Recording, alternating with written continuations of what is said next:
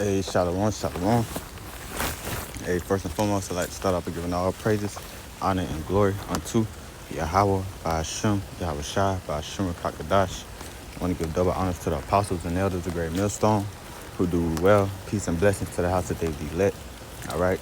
Yahweh being the name who the world only calls God. Yahweh Shai being the name of who the world only calls Jesus Christ. Those are the real, true biblical names that you should be calling on these last days. And hope for salvation, all right, which salvation is for the Israelites, which consists of you so-called Negroes, Latinos, and Native Americans. You are the children of Israel, all right, and I just want to tap into a quick lesson real quick on how the Lord will protect his elect in the times of trouble, all right, that is prophesied to come up upon the face of the earth, which is known as Jacob's trouble, mentioned in Jeremiah, the 30th chapter, which I'm going to grab, you know.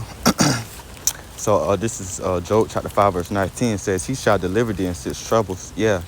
And the seven that shall no evil touch thee, right? Because that seven represents a complete, all right? Which is that complete is going to be the salvation from the nuclear destruction that is going to hit America, Babylon the Great, all right? But those six troubles are going to partake in Jacob's trouble, where, the members of the elect, or the elect will be faced with life and death situations, but through their faith and calling upon the name of the Lord will deliver them, all right? This is 20. It says, in famine he shall redeem thee from death, right? Because scriptures speak about how a famine is going to come, all right? A lack of food and those things. But in order for the Lord to ultimately beam you up on that ship, on those ships, the elect will have to be eaten in some way, shape, or form or matter to make it all the way to the end. So we know the Lord is going to feed the elect, and he already has provisions made, all right? You know, like Elder Yashimama always going to the provisions are already made.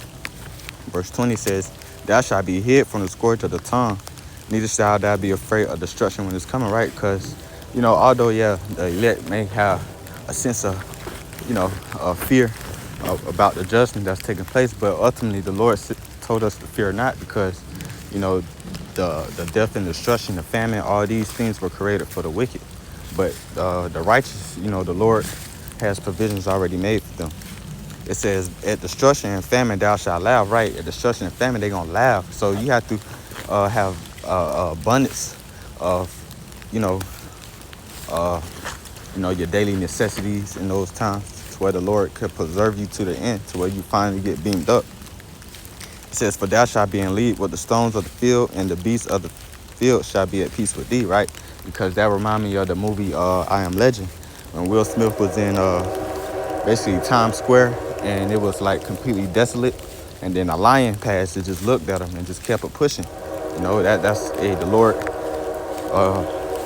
making peace with the beasts of the earth, man, because the beasts of the earth are not going to devour the elect, like it's mentioned in Jeremiah the 15th chapter, teeth for wild beasts, punishing the wicked to destruction. All right, which I got another lesson coming up, Lord willing, later today, about how this, I think it was the nigger woman and her family, the dog had mauled, I guess the baby, and had the baby put to death. But those are spirits created for vengeance, man, because the scriptures also say, slay utterly old and young, both maids and little children, because nobody is exempt for judgment. Even when little kids get judged, they're being judged for things that may occur in their past life, and the Lord sent them back to receive their judgment.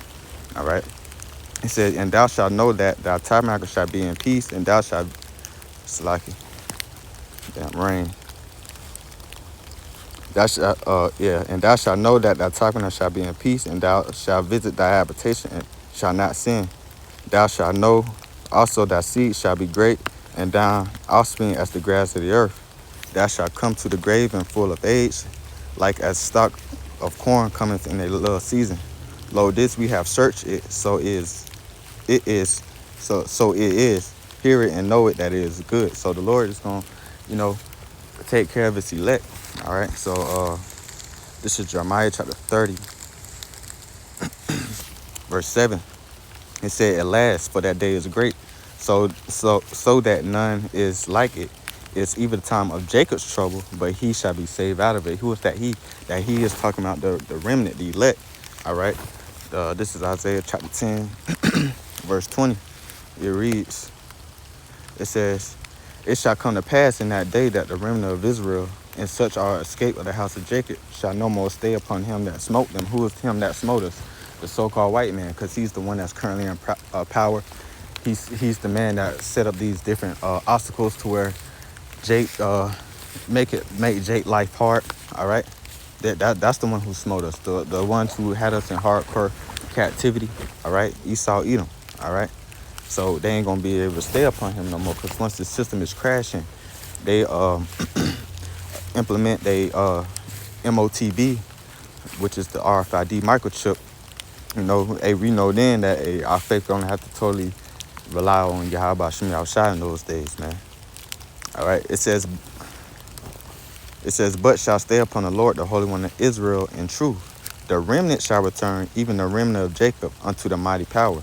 For thy people Israel be as the sand of the sea, yet a remnant of them shall return. The conception decree shall overflow with righteousness," right? So only a remnant is going to return. 2/3 of